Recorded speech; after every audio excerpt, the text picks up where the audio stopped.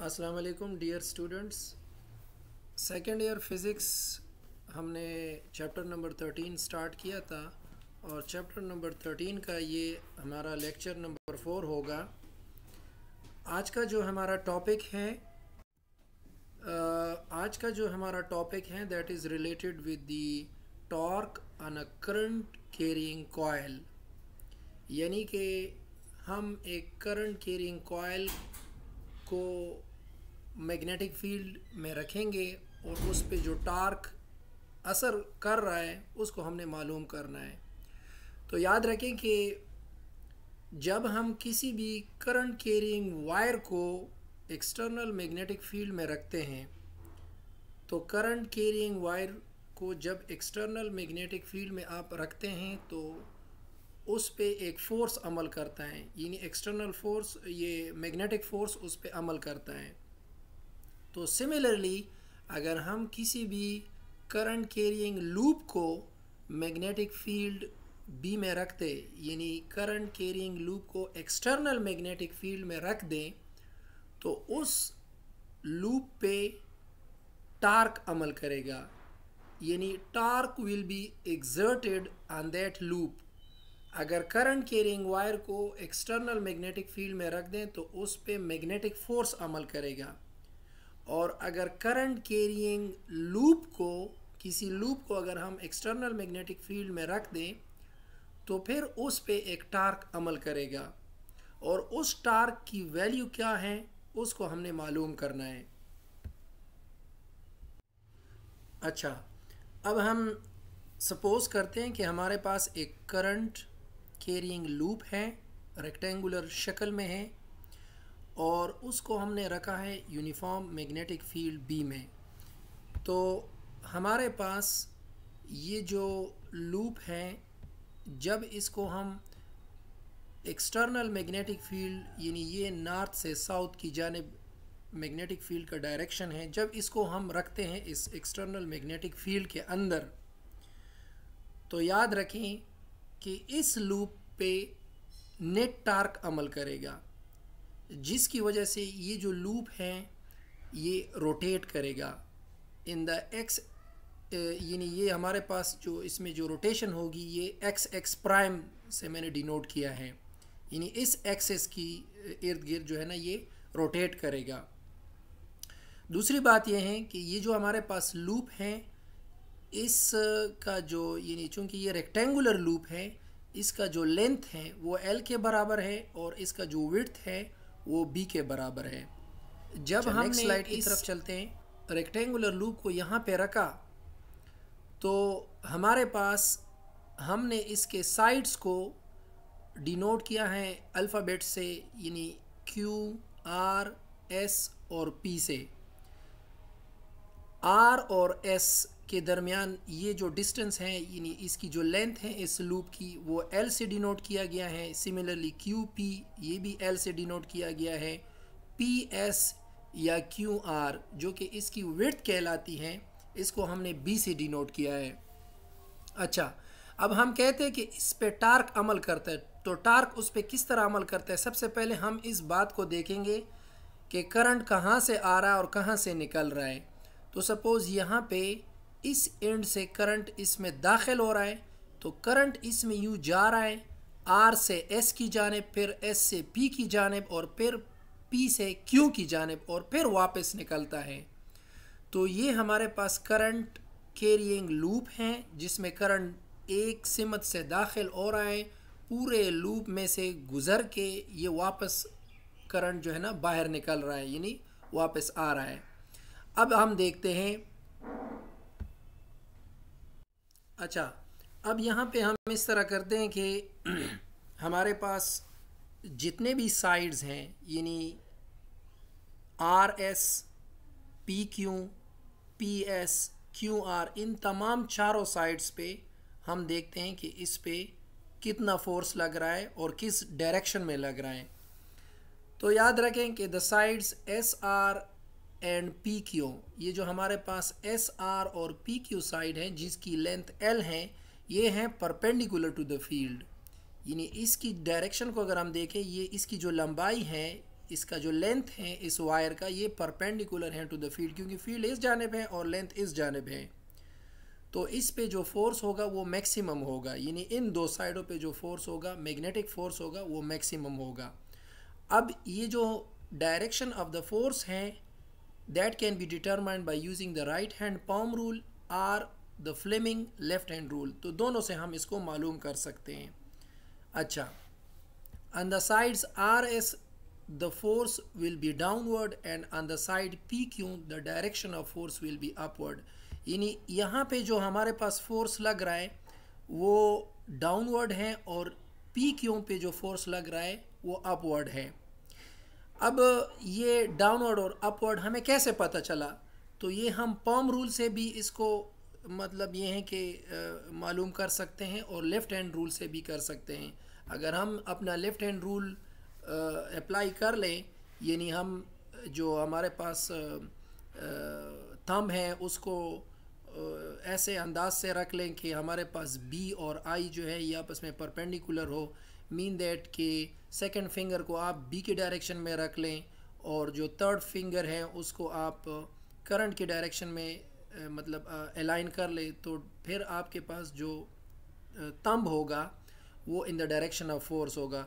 तो यहाँ पे आप लोग फिर प्रैक्टिकली देख ले, आपके पास जो फोर्स होगा वो डाउनवर्ड आएगा और यहाँ पे फोर्स अपवर्ड आएगा। अच्छा, इस डायग्राम को अगर हम थोड़ा सा मज़ीद मैग्नीफाइड फॉर्म में देख सकते हैं, तो ये मैंने एक दूसरा डायग्राम उठाया है और इसको यहाँ पे पेस्ट किया है। आल्दो कि इसमें अगर हम देख ले तो हमारे केस में करंट यहाँ से दाखिल हो रहा है और यहाँ पे करंट, इस केस में करंट यहाँ से दाखिल हो रहा है। तो फिर हमारे पास यानी इस साइड पे इनका फोर्स डाउनवर्ड आ रहा है और इस साइड पे अपवर्ड आ रहा है। हमारे पास इस साइड पे अपवर्ड है और इस साइड पे डाउनवर्ड है, बाकी इतना फ़र्क नहीं है।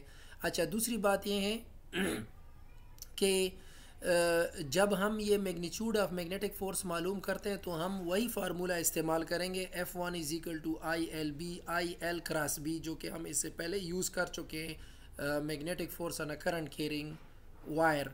तो उसमें अब हम देखते हैं F1, मैंने असल में इसको F1 से डिनोट किया है, ये RS को, यानी फोर्स RS जो लेंथ है, इस यहाँ पे जो फोर्स लग रहा है उसको मैंने F1 से डिनोट किया है।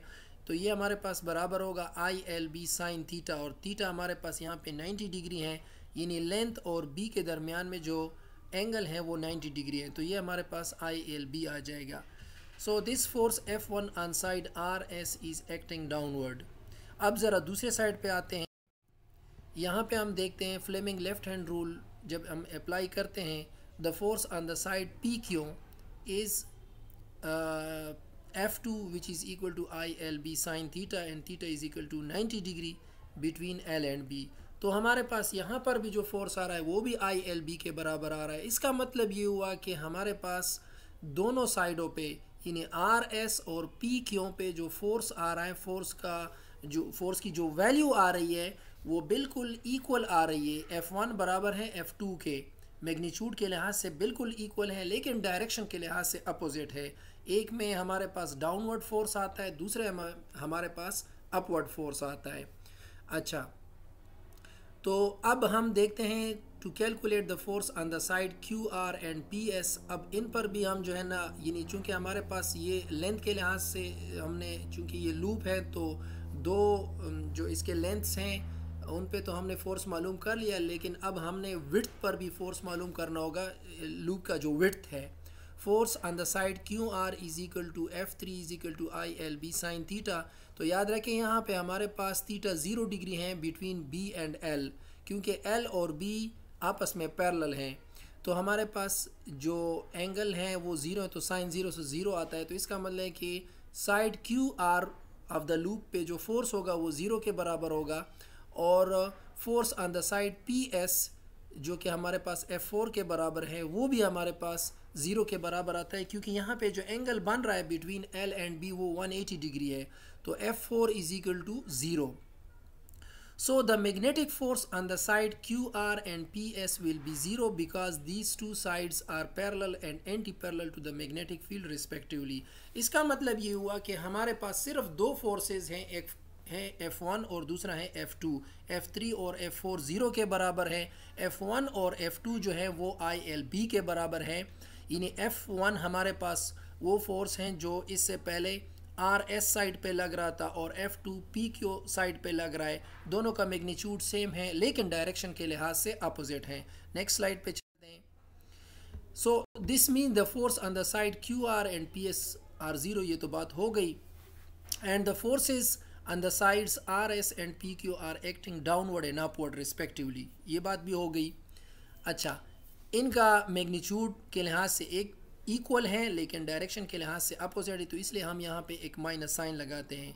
यानी यहाँ पे माइनस साइन लगाते हो या यहाँ पे लगाते हो, एक ही बात है।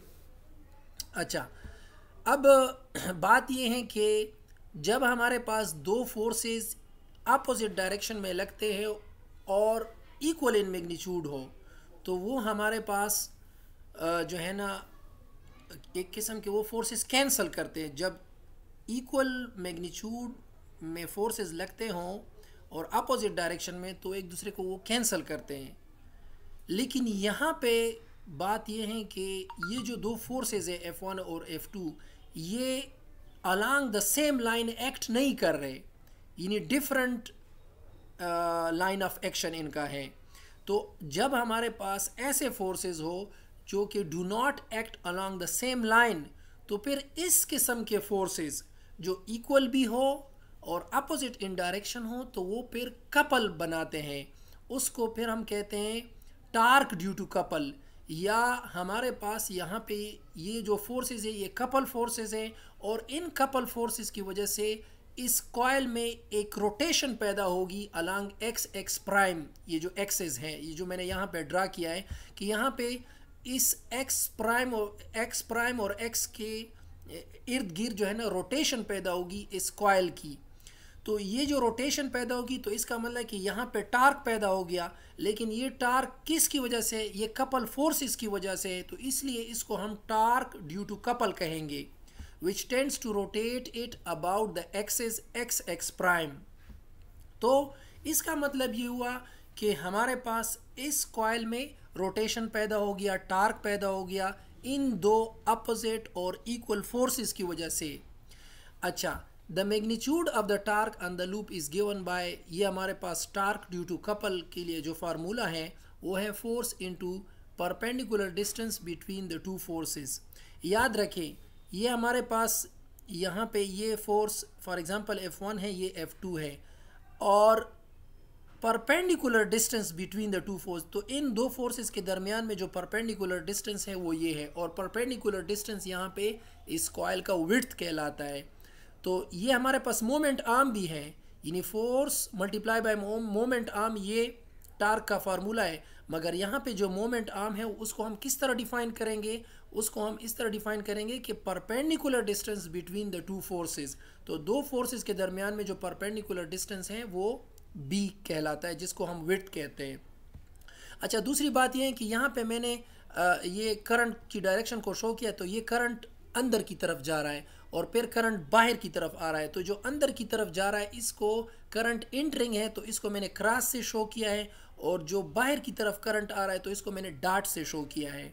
ठीक है, तो ये मैं आपको फिर बता दूं कि length of the coil L के बराबर है, width of the coil B के बराबर है, और perpendicular distance between these two forces हमारे पास B के बराबर हैं, जो कि मोमेंट आर्म है। नेक्स्ट स्लाइड पे चलते हैं। अच्छा, तो हमारे पास जो टार्क आ रहा है वो है I, यानी फोर्स की जगह ILB multiply by moment arm of the couple, तो वो B के बराबर है। तो ये हमारे पास वो दो फोर्सेस हैं F1 और ये F2। अच्छा, ये जो यहाँ पे मैंने ये लाइन ड्रा किया, ये शेडेड लाइन, ये बेसिकली वो लूप है, हमारा कॉइल है, रेक्टेंगुलर कॉइल है, लेकिन ये इसका टॉप व्यू है। जब आप ऊपर से इसको देखते हैं तो ये इस तरह एक किस्म का हमारे पास एक लाइन सा नज़र आता है। तो जब ये दो फोर्सेस अमल करेंगे तो ये जो लूप है ये क्लॉकवाइज रोटेट होगा, यानी इसमें क्लॉकवाइज रोटेशन पैदा होगी। तो हमारे पास ILB मल्टीप्लाई बाई B। अब यहाँ पे देखिए ये लेंथ है और ये स्मॉल b जो है ये विड्थ है, तो लेंथ मल्टीप्लाई बाय विड्थ हमारे पास एरिया ऑफ द कॉइल बन जाएगा। तो टार्क हमारे पास आ जाएगा IBA। ए क्या है? एरिया है। तो this is the formula for a single loop of a coil, but if we have n number of loops, तो फिर हमारे पास जो टार्क आएगा वो बराबर होगा NIBA, नियाब, यानी NIAB। तो this is the equation for the torque on this coil. इस कॉइल में करंट पास हो रहा है और इसमें जो टार्क प्रोड्यूस हो रहा है उसकी इक्वेशन हमारे पास ये है। जब हमारे पास suppose n number of turns होंगे, यानी n नंबर ऑफ लूप्स इस तरह हमने बनाए हो। Now this formula shows that the torque acting on the n number of coils, and in this case ये भी एक बात याद रखें, यहाँ पे ये एंगल थीटा हमने जिक्र नहीं किया, लेकिन इसको अब हम जिक्र करते इसका कि angle theta between the plane of the coil and magnetic field is zero. यानी जो प्लेन ऑफ द कॉइल हैं और मैग्नेटिक फील्ड भी हैं, इसके दरमियान में जो एंगल है वो 0 डिग्री है। तो तब हमारे पास ये मैक्सिमम टार्क प्रोड्यूस हो रहा है when the plane of the coil is parallel to the magnetic field, or we can say that the normal to the plane of the coil is perpendicular to the magnetic field B। यानी इस case में जब हमारे पास theta 0 होता है तो इस चीज़ को हम किस तरह एक्सप्रेस करते हैं? इसको हम इस तरह एक्सप्रेस करते हैं कि when the plane of the coil is parallel to the magnetic field, ये जो हमारे पास plane of the coil है, ये जो coil जो plane बना रहा है, ये जिस तरह पड़ा हुआ है, अगर इसका ये जो पड़ाव है या जो प्लेन इसका बन रहा है, अगर ये पैरेलल हो मैग्नेटिक फील्ड बी के साथ, तो फिर आपके पास मैक्सिमम टार्क आएगा। ये बात हो गई। या हम इस चीज़ को इस तरह भी एक्सप्रेस कर सकते हैं कि the normal to the plane, जो प्लेन का नॉर्मल है वो बी के साथ, मैग्नेटिक फील्ड बी के साथ अगर परपेंडिकुलर हो, यानी एंगल 90 बनाता हो, तो उस सूरत में हमारे पास मैग्नेटिक फील्ड बी ये जो टॉर्क होगा वो हमारे पास मैक्सिमम आएगा। अच्छा, अब ये तो हमने बात कर ली कि हमारे पास मैक्सिमम टॉर्क उस वक्त आता है कि जब plane of the coil parallel हो मैग्नेटिक फील्ड बी के, या normal to the plane of the coil perpendicular magnetic field B के, ये हमारे पास उस सूरत में मैक्सिमम टॉर्क आता है। लेकिन अब हम एक स्पेशल केस डिस्कस करते हैं और वो ये है कि if we assume initially that the coil is placed at certain angle theta with the magnetic field B, कि इससे पहले हमने कहा था कि ये बिल्कुल मतलब प्लेन और मैग्नेटिक फील्ड बी ये पैरेलल एंगल बना 0 डिग्री बनाते हैं, ये पैरेलल पड़े हुए हैं, इस तरह आपस में पैरेलल हैं। लेकिन अगर कॉइल जो है वो थोड़ा टेढ़ा पड़ा हो इस मैग्नेटिक फील्ड बी में, तो उसका प्लेन ऑफ द कॉइल जो होगा वो फिर कुछ एंगल बनाएगा मैग्नेटिक फील्ड बी के साथ। तो उस सूरत हाल में फिर हमारे पास टार्क हम किस तरह कैलकुलेट करते हैं, तो ये हमने डिस्कस करना है। It means that the plane of the coil is not parallel to the magnetic field B. तो नेक्स्ट स्लाइड पे चलते हैं। If the plane of the coil is making certain angle theta with the magnetic field B as shown in the figure. अब यहाँ पे देखिए ये थोड़ा सा टेढ़ा पड़ा हुआ है, उसको ड्रा करना मुश्किल होता है, लेकिन बहरहाल मैंने कोशिश की है। थोड़ा सा टेढ़ा पड़ा हुआ है, तो ये हमारे पास फोर्स F1 है, ये F2 है, वही चीज़ है, रोटेशन आ रही है। लेकिन अब हमारे पास जो टार्क होगा वो हम किस तरह कैलकुलेट करेंगे? वो directly force multiply by moment arm B नहीं होगा, बल्कि वो इस तरह होगा। यहाँ पे देखें ज़रा, इस कॉइल का टॉप व्यू जब हम इसको इमेजिन करते हैं तो इसका ऊपर से जब आप देखते हैं तो ये इस तरह एक लाइन बनाता है। तो ये जो हमारे पास विड्थ आ रहा है, विड्थ बी, ये मैग्नेटिक फील्ड बी के साथ जो है ना कुछ एंगल बना रहा है, और वो जो एंगल बना रहा है वो हमारे पास थीटा है। ठीक है, अब हम क्या करेंगे? हमारे पास चूंकि हमने टार्क मालूम करना है, टार्क ड्यू टू कपल, तो वो हमारे पास है force multiply by moment arm. तो फोर्स हमारे पास यहाँ पे एक सिंगल फोर्स, ये 2 फोर्सेस, इन दोनों में से किसी एक की मैग्नीट्यूड आप यहाँ पे लिख लोगे, multiply by perpendicular distance between the line of action of force. अब आपके पास perpendicular distance between the line of action of force, तो परपेंडिकुलर डिस्टेंस कौन सा होगा? आपने क्या करना होगा कि इस मैग्नेटिक ये जो हमारे पास विड्थ ऑफ द कॉइल है बी, ये वाला, ये बेसिकली जब टॉप व्यूज, जब इसका ऊपर से आप देखते हैं तो ये इस तरह का ये नज़र आएगा, इसको हम टॉप व्यू कहते हैं। तो जब इसको हम देखते हैं यानी थोड़ा टेढ़ा सा पड़ा हो ये कॉयल, तो फिर यहाँ पे ये कोई एंगल बनाता है, और जब ये एंगल बनाता है हम क्या करेंगे, इस विड्थ को जिसको हमने बी से रिप्रेजेंट किया इसको हम रिजॉल्व करेंगे into X and Y component. हमारे पास एक कंपोनेंट ये आएगा बी साइन थीटा और एक कंपोनेंट बी कास थीटा। अब आपने देखना होगा कि जैसे कि हमने पहले कहा कि plane of the coil parallel हो मैग्नेटिक फील्ड बी के। अब यहाँ पे प्लेन ऑफ द कॉइल तो पैरेलल नहीं है, लेकिन जो हमारे पास प्लेन ऑफ द कॉइल का जो कंपोनेंट है, यानी जो यहाँ पे जो विड्थ है इसका जो कंपोनेंट, कौन सा कंपोनेंट पैरेलल है मैग्नेटिक फील्ड बी के साथ, तो बी कास थीटा पैरेलल है मैग्नेटिक फील्ड बी के साथ। तो हमने फिर ये वाला कंपोनेंट लेना होगा इस विड्थ बी का, या प्लेन ऑफ द कॉइल जो कि थोड़ा सा टेढ़ा पड़ा हुआ है, इसका जो अब हमने रिजोल्यूशन किया तो हमने इसका कॉज वाला कंपोनेंट लेना होगा, क्योंकि ये पैरेलल है मैग्नेटिक फील्ड बी के साथ, तो ये हम फिर लेंगे।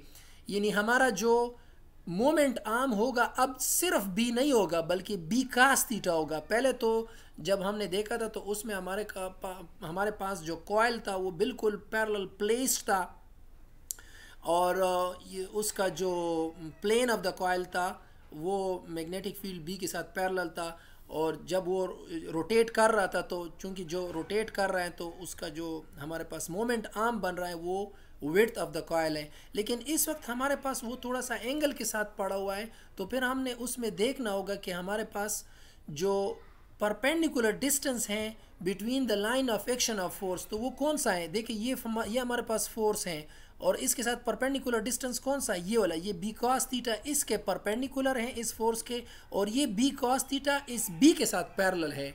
यानी बी कॉस थीटा जो कंपोनेंट है इस विड्थ का वो मैग्नेटिक फील्ड बी के साथ तो पैरेलल है, लेकिन इस फोर्स के साथ परपेंडिकुलर है। तो हमारे पास टार्क बराबर है force multiply by moment arm.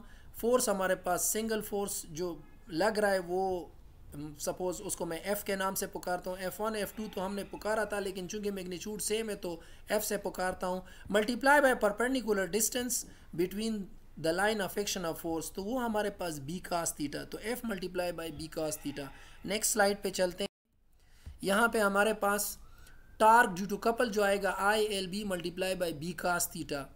अब L और B को जब हम मल्टीप्लाई करें तो हमारे पास एरिया ऑफ द लूप आता है, तो टार्क हमारे पास आएगा IAB कॉस थीटा। लेकिन अगर हमारे पास n नंबर ऑफ टर्न्स हो, जो कॉइल है अगर उसके टर्न्स n नंबर हो, तो फिर हमारे पास यहाँ पे n लग जाएगा NIAB कॉस थीटा। यानी इस इक्वेशन में और इससे पहले जो इक्वेशन हमने लिखा था वो हमने लिखा था NIAB, उसमें हमने कॉस थीटा का फैक्टर नहीं लिखा था, क्योंकि वो वहाँ पे ये अंडरस्टूड था कि इस कॉइल को हमने बिल्कुल ऐसा रखा हुआ है कि उसका प्लेन 0 डिग्री एंगल बनाता है मैग्नेटिक फील्ड बी के साथ, या उसका जो नॉर्मल है कॉइल का प्लेन, जो कॉइल का प्लेन है उसका जो नॉर्मल है वो मैग्नेटिक फील्ड बी के साथ एंगल ऑफ 90 डिग्री बना रहा है। तो उस सूरत हाल में फिर वो हमारे पास मैक्सिमम वैल्यू आ रही थी। लेकिन ये जनरल केस है, क्योंकि आपके पास ज़रूरी नहीं है कि हर वक्त वो बिल्कुल पैरेलल होगा टू द मैग्नेटिक फील्ड, वो प्लेन ऑफ द कॉइल हर वक्त पैरेलल नहीं होगा, कहीं टेढ़ा भी होगा। तो फिर आप ये फार्मूला इस्तेमाल करते हैं कॉस थीटा, यानी हमारे पास थीटा इज इक्वल टू, अगर 0 डिग्री हो तो फिर मैक्सिमम टार्क आएगा। अब 0 डिग्री कब होगा हमारे पास, ये भी याद रखें कि theta is the angle between plane of the coil and magnetic field B. So if the plane of the coil is perpendicular to the magnetic field B, याद रखें, or the normal to the coil is parallel to the magnetic, then the torque will be 0। ये यहाँ पे देखें, अगर plane of the coil perpendicular हो to the magnetic field B, यानी theta 90 हो, तो फिर हमारे पास टार्क 0 आएगा। लेकिन अगर plane of the coil perpendicular की बजाय पैरेलल हो तो फिर टार्क मैक्सिमम आएगा। इस बात को हम इस तरह भी मतलब एक्सप्लेन कर सकते हैं कि if the normal to the coil is parallel to the magnetic field then the torque will be 0। अच्छा, इस चीज़ को आप लोग देख लें, चूँकि ये फिज़िकली अब मैं यहाँ पे दिखा नहीं सकता, लेकिन ये है कि इसको आपने इमेजिन करना होगा। ये डायग्राम्स, पिछले डायग्राम्स स्लाइड्स में जो पिछले ये डायग्राम्स दिए गए हैं ये आप लोग देख लें, और अगर कोई क्वेश्चन हो तो फिर आप लोग पूछ सकते हैं। Okay, thanks.